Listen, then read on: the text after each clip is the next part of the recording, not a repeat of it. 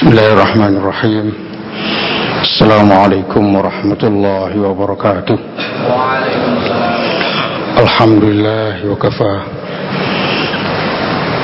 Wassalatu wassalamu ala nabiyil mustafa wa ala alihi wa sahbihi ahli sidqi wal wafa.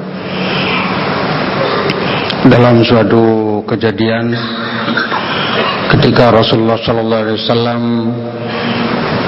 pagi hari berkeliling, maka ditemuinya ada seorang berada di masjid, padahal waktu itu adalah waktu bekerja. Maka didatangi sahabat itu yang ternyata namanya adalah Abu Umamah. Maka ditanya, "Malaka ya Aba Umamah?" "Wahai Abu Umamah, ada apa kau? Semua orang bekerja, kamu ada di masjid." Abu Umamah saat itu menjawab bahwa saya banyak masalah, saya banyak problem, oleh sebab itu saya meminta kepada Allah di masjid ini.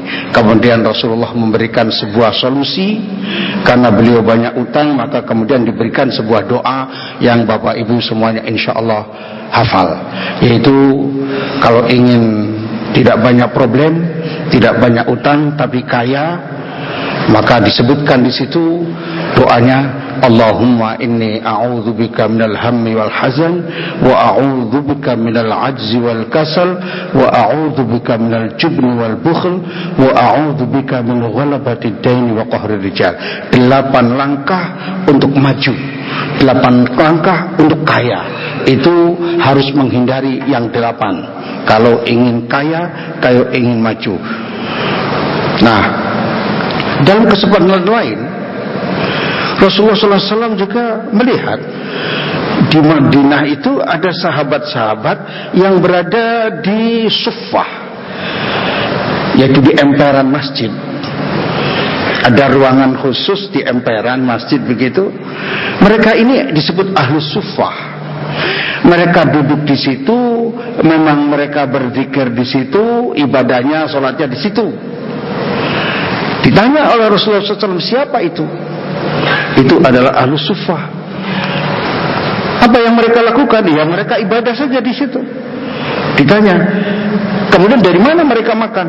Ya kami-kami yang bekerja, kami-kami yang memberikan dan mensuplai makanan untuk mereka.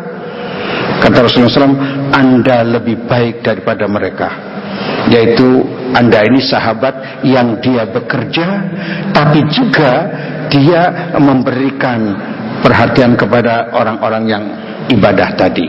Jadi satu tingkat lebih daripada ahlul ibadah. Kalau yang pekerja ini juga ahlul ibadah. Ketemu lagi dengan Umar Ibn Khattab.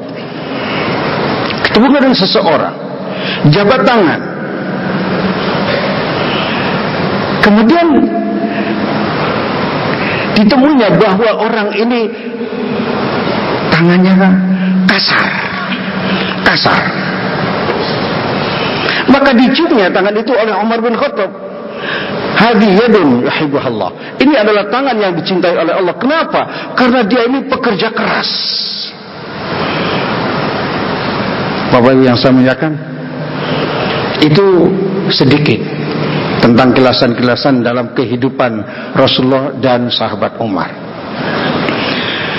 Memang Islam ini adalah satu agama yang memiliki 2 aspek, yaitu al-janib at-ta'abbudi, aspek yang kaitannya dengan ibadah, tapi juga ada aspek yang kedua adalah al-amal al-jasadi al-fikri, yaitu perbuatan-perbuatan. Baik itu perbuatan itu kaitannya pekerjaan itu berkaitan pekerjaan yang jasadi, sifatnya jasmani, atau fikri, atau ta'amudi dan seterusnya, perencanaan dan seterusnya. Ini aspek yang kedua. Maka ketika Allah berfirman, Allazi khalaqal mauta wal hayata liyabluwakum ayyukum ahsanu amala, dialah yang menciptakan kehidupan dan kematian dan kehidupan untuk menguji siapa di antara kamu sekalian yang paling baik pekerjaannya, yang paling baik produktivitasnya, yang paling baik amalnya. Sehingga seorang mukmin yang muttaqin itu menjadi orang yang ahsanu qaulan, ahsanu amalan, ahsanu khuluqan. Mukmin itu yang muttaqin adalah orang yang betul-betul amalnya dan pekerjaannya, kinerjanya yang paling bagus,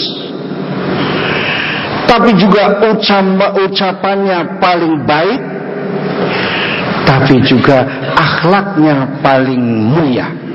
3 aspek. Ayat Al-Quran dan hadis Nabi, akmalul mu'minina iman ahsanuhum khuluqan, itu hadis Rasulullah SAW. Orang yang paling sempurna imannya itu adalah orang yang paling baik akhlaknya, tapi juga ucapannya yang paling baik. Wa man ahsanu qawlan mimman da'a ila Allah wa 'amila shalihan wa qala innani minal muslimin. Siapa yang paling baik ucapannya? Yaitu mukmin yang mengajak kepada Allah Subhanahu wa taala. Tapi tadi ahsanu amalan adalah orang yang paling baik. Nah, dari sinilah kemudian Rasulullah SAW menghendaki agar umat Islam ini umat yang betul-betul hebat. Bukan masalah ubudiyahnya yang kuat, tetapi masalah keduniaannya saja dia menguasai, sehingga manusia yang dijadikan sebagai khalifah fil ardh itu menguasai. Apalagi orang mukmin, mukmin senantiasa berdoanya adalah sebagai pemimpin bagi orang-orang yang bertakwa. Waj'alna lil muttaqina imama, ya Allah jadikanlah kami sebagai pemimpin bagi orang-orang yang bertakwa. Ingat bahwa bertakwa itu adalah aspek yang sangat banyak, mulai dari aspek akidah sampai aspek fikro, aspek hati, sampai kepada aspek amal, akhlak dan seterusnya. Itu at-taqwa. Maka ciri-cirinya sangat luar biasa kalau diteliti dalam Al-Quran sebagai hudan lil muttaqin, yang disiapkan bahwa surga juga untuk muttaqin. Itu bisa diketahui bahwa orang muttaqin adalah orang yang paling indah segala-galanya, termasuk menjadi imam lil muttaqin. Rasulullah SAW kemudian untuk mengaplikasikan agar umatnya ini sebagai khalifah, agar umatnya juga sebagai imam lil muttaqin, umatnya juga menjadi pemimpin sebagaimana kakek-kakeknya Ibrahim, Nabi Ibrahim sebagai pemimpin. Inna inni ja'iluka linnasi imama, sesungguhnya aku jadikan kau Ibrahim sebagai pemimpin. Maka Rasulullah SAW pun menyiapkan agar seluruh umatnya adalah menjadi pemimpin. Maka doa ahli orang yang bertakwa itu, Rabbana hablana min azwajina wa dzurriyyatina qurrata a'yun, terusnya waj'alna lil muttaqina imama, jadikanlah kami pemimpin bagi orang-orang yang bertakwa. Bukan waj'alna lil muttaqina ma'muman, bukan jadi makmum, disuruhnya jadi pemimpin. Dari sinilah kemudian muncul berbagai macam dorongan-dorongan untuk menjadi pekerja yang profesional. Mulai dari perintah untuk bekerja, dorongan untuk bekerja. Kalau di dalam Al-Quran sudah jelas, ya, fa idza qudiyatus sholatu fantashiru fil ardi wabtaghu min fadlillah. Kalau selesai sholat Jumat ditunaikan, maka hendaklah bertebarlah dan mencarilah karunia dari Allah. Ini suruh berekonomi. Bahkan wabtaghi fima ataqallahu daral akhirah wala tansa nasibaka minad dunya. Jangan kau lupakan bagian tentang dunia. Jangan dilupakan, itu penting. Mengapa di ujung? Karena nanti banyak manusia orangnya muslim tapi tidak mau kerja. Banyak mengharapkan dari orang lain. Mentang-mentang sudah pensiun kemudian tidak melakukan apa-apa, padahal itu sangat dibenci oleh Allah Subhanahu wa taala. Apalagi kalau belum pensiun, masih punya kewajiban mentang-mentang puasa kemudian tidur mulu, itu juga merupakan orang-orang yang dibenci oleh Allah Subhanahu wa taala. Walaupun alasannya apa? Namun shaim ibadah katanya. Tidurnya orang puasa itu ibadah. Bukan tidurnya yang ibadah. Karena memang sedang puasa. Dia ibadah itu karena sedang puasa. Tapi kalau tidurnya untuk menghindari yang haram, bisa menjadi ibadah. Tapi kalau tidurnya menghindari kewajiban, ya itu bukan ibadah. Lain daripada itu, Allah Subhanahu wa taala memerintahkan agar kita ini berbuat, ya selain perintah untuk bekerja itu adalah suatu kewajiban. Bahkan kata Rasul sebagai thalabul halal jihad, bahwa mencari yang halal itu adalah jihad. Karena jihad di dalam dunia ini termasuk thalabul halal, karena yang haram banyak, ya, yang halal juga banyak, tapi banyak orang yang malas mencari yang halal. Dianggapnya bahwa yang haram itu lebih mudah, seharusnya yang halal itu lebih mudah. Kalau ada mengatakan yang haram saja susah, apalagi yang halal, itu salah itu ngomong itu. Coba Bapak Ibu yang saya muliakan, Allah menciptakan bagi kita itu yang halal lebih banyak daripada yang haram. Minuman yang haram cuma satu, lainnya halal. Yang memabukkan cuma satu, namanya macam-macam. Segala makanan di antaranya yang membahayakan, kemudian disebutkan binatang-binatang yang diharamkan A, B, C, itu sedikit, yang lainnya halal. Talabul halal jihad, bahwa mencari yang halal itu adalah satu jihad, perjuangan di dalam dunia ini. Kemudian Rasulullah SAW membenci orang yang tidak bekerja. At-tasawwul, meminta-minta. Itu di dalam sebuah hadis bahwa manusia yang meminta-minta di dunia, dia akan dibangkitkan pada hari kiamat, wajahnya tanpa sehelai sedikit daging pun di wajahnya. Artinya seperti tengkorak. Karena apa? Dia merasa malu karena waktu di dunia tidak kerja. Jadi kalau ada orang Islam kemudian nggak kerja, sudah nyari kerja nggak dapat, ya kemudian diam saja begitu, banyak, padahal pekerjaan sangat banyak. Bapak Ibu bisa melihatkan di sinilah bahwa antara Islam yang ajarannya demikian hebat, kemudian realitas dari masyarakatnya kadang-kadang ya tidak memahami bahwa itu adalah sebuah pekerjaan, kewajiban untuk bekerja itu. Rasulullah SAW membenci orang yang minta-minta. Kemudian perintahnya lagi bahwa dalam bekerja tidak boleh asal-asalan. Rasulullah bersabda, Innallaha yuhibbu idza amil ahadukum amalan ayyutqinah. Sesungguhnya Allah mencintai orang-orang yang kalau bekerja dia lakukan pekerjaannya dengan kualitas tinggi, tidak boleh asal-asalan. Ini jelas ajaran Islam. Bahkan kemudian Rasulullah menyatakan, Innallaha katabal ihsana ala kulli syai'. Allah mencatat segala sesuatu perbuatan ihsan setiap muslim. Setiap manusia ihsannya akan ditulis oleh Allah Subhanahu wa taala. Ihsan ini kata-kata yang puncak dari segalanya. Maksudnya kalau akidah kemudian ibadah itu mesti buahnya itu ihsan. Akidahnya benar, ibadahnya benar, pasti ihsan. Berarti kalau ada muslim mengaku akidahnya bagus, ngaku sholatnya bagus, tetapi perbuatan ataupun amalnya atau kerjanya amburadul, artinya perlu dicek itu akidahnya, perlu dicek ibadahnya. Mengapa? Kullukum ra'in wa kullukum mas'ulun an ra'iyati. Setiap kamu sekalian seperti kita ini adalah pemimpin yang akan dimintai pertanggungjawaban tentang kepemimpinan kita, tentang pekerjaan kita.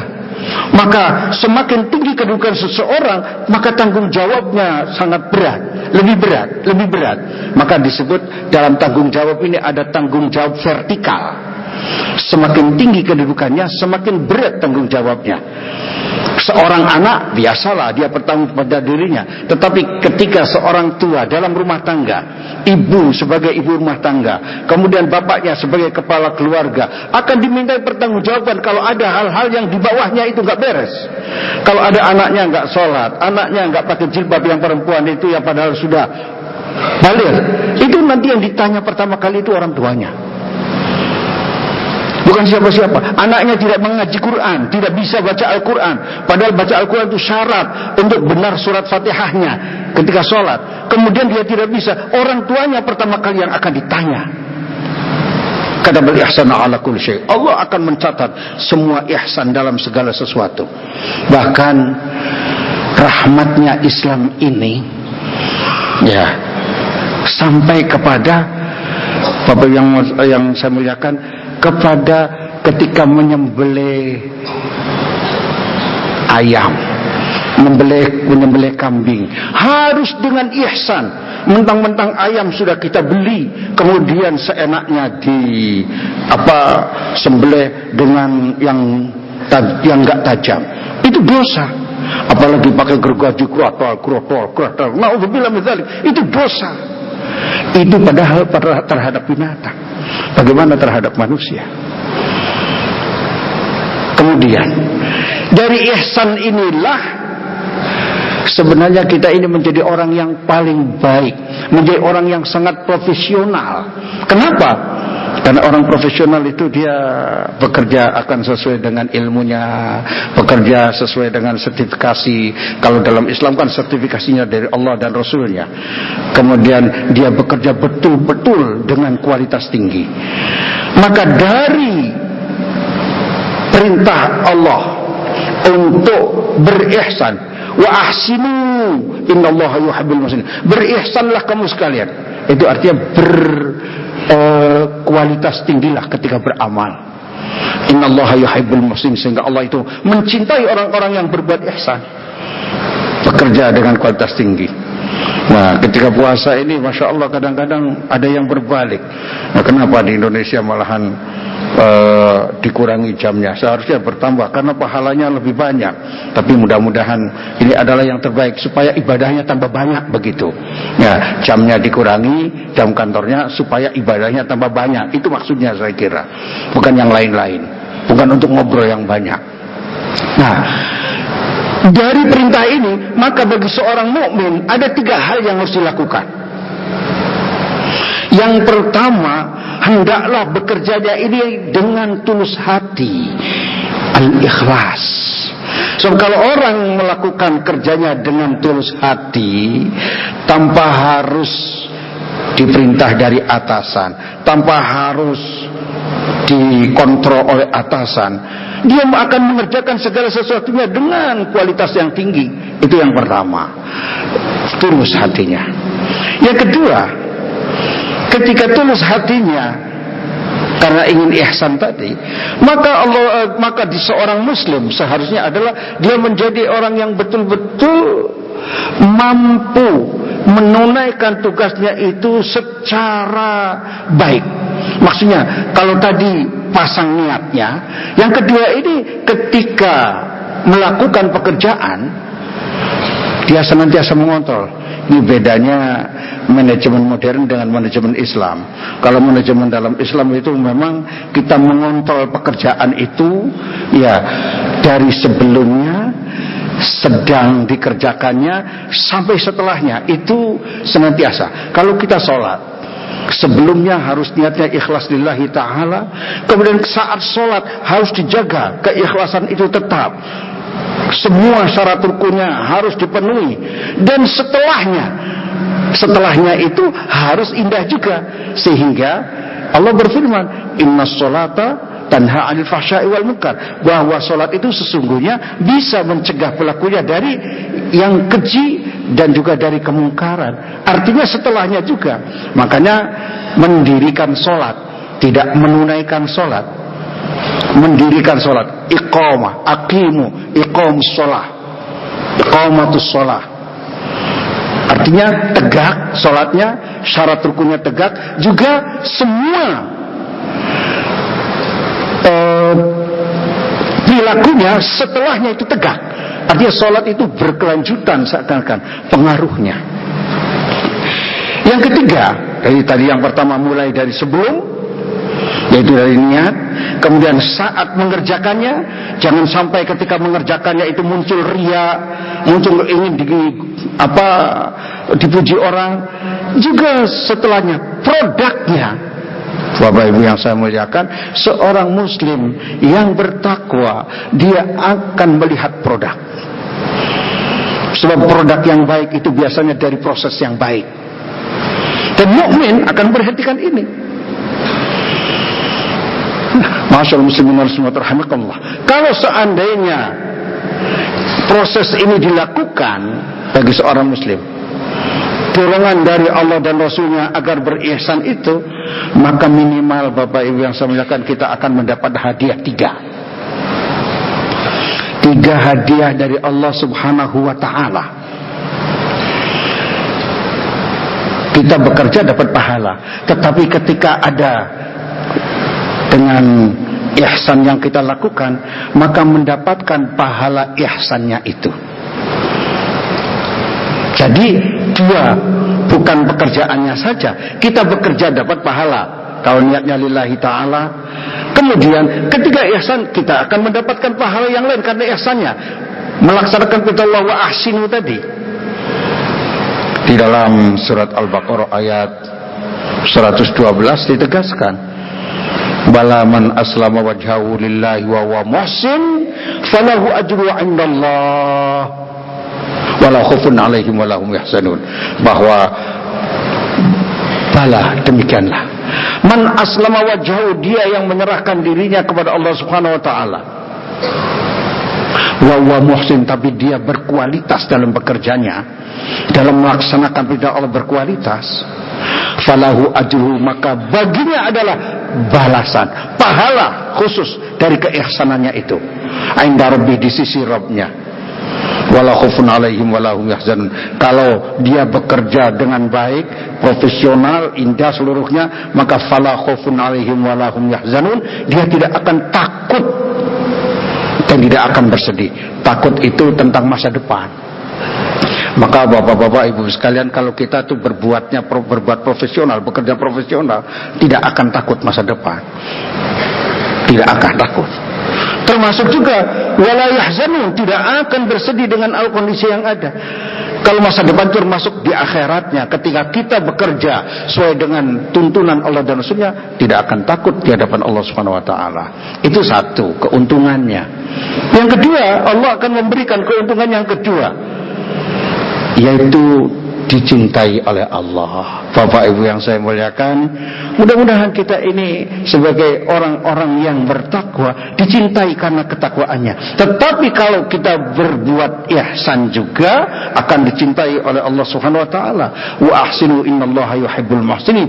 Berbuat ihsanlah kamu sekalian, niscaya Allah akan mencintai. Kalau sudah dicintai oleh Allah, Bapak Ibu yang saya muliakan, apakah Allah yang Maha Rahman Rahim kemudian mencintai kita, akan tega menyiksa kita, akan tega menyengsarakan kita?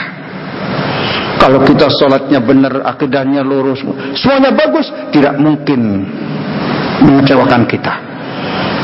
Yang terakhir, masyaallah muslimin wal muslimat rahimakumullah, ketika kita profesional, bekerja dengan indah, berkualitas sesuai dengan aturan, maka Allah Subhanahu wa taala akan memberikan yang ketiga, yaitu pertolongan. Sini umat Islam kalau serius bekerjanya, kalau betul-betul profesional dalam bekerja, kebersamaannya muncul, maka Allah akan memberikan pertolongan. Dan kalau Allah memberikan pertolongan, tidak akan ada yang bisa mengalahkan siapapun. Yansurkumullahu fala ghaliba lakum. Bila Allah menolong kamu sekalian, tidak ada yang bisa mengalahkan siapapun. Nah ini, kalau kitanya kerjanya asal-asalan, habis. Kita tidak mengikuti ajaran Rasulullah, ya susah nantinya. Maunya banyak istirahat dulu, ya susah. Umat Islam itu harus mujahadah. Maka perintahnya wajahidu fillahi haqqa jihadi, berjuanglah terus-menerus dengan sungguh-sungguh dalam segala hal, dalam bekerja, di dalam menolong orang lain, di dalam berzakat, di dalam beramal soleh. Mujahadah ini adalah satu hal yang sangat indah kalau seandainya bisa dilakukan oleh kita semuanya. Ma'asyiral muslimin wal muslimat rahimakumullah. Intinya bahwa kalau para anbiya itu adalah semuanya pekerja. Ada yang ahli besi, ada yang jadi tukang jahit, ada yang jadi memiliki galangan kapal, dalam semua pekerjaan. Tapi rata-rata bahwa mereka ini dilatih untuk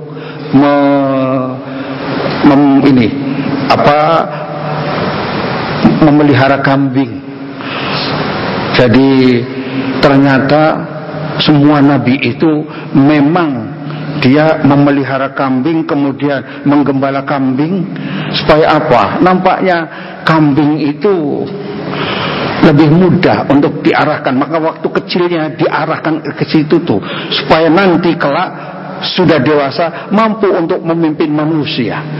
Nah, kalau para nabi semuanya bekerja, kemudian Rasulullah SAW meminta kita ini agar setiap orang bekerja, bahkan walaupun sampai tua. Nah, itu harus tetap bekerja. Makanya Bapak Ibu yang saya muliakan, doanya kalau sudah tua ini, model kita ini, bagaimana setelah pensiun itu gajinya tambah besar gitu, bagaimana kira-kira. Nah, minta kepada Allah mumpung bulan Ramadan.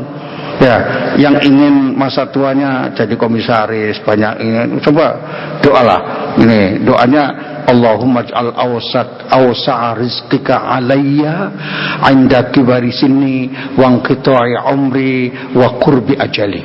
Itu dari Rasulullah SAW.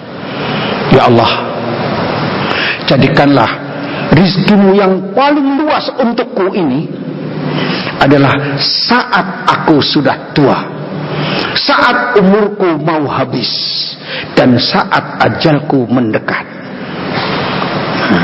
Bukan kemudian setelah tua. So beda kalau bapak-bapak masih muda, banyak kekayaannya, semangat membangun rumahnya, ingin lebar-lebar, luas-luas, berbeda. Tetapi kalau sudah tua, sudah kakinya pada sakit apa segala macam, ingatnya itu kuburan, sehingga banyak bersedekah. Ini pentingnya kaya masa tua.